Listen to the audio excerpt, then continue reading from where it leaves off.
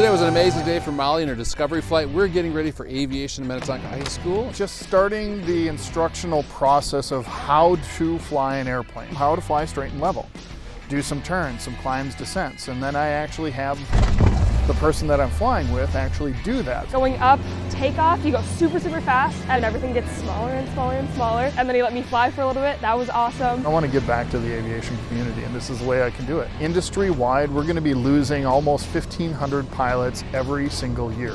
So we need to backfill that, so we need to get youngsters involved in the program. These courses allow you to explore aviation and hopefully get you in the seat of a plane. I saw my house, I saw the high school, we went and saw Lotus Lake, I saw some of my friends' houses. This is just a great opportunity for you to join aviation, get a license, see where this takes you in different ways that you can travel and experience different things like this. It's super cool. Do it.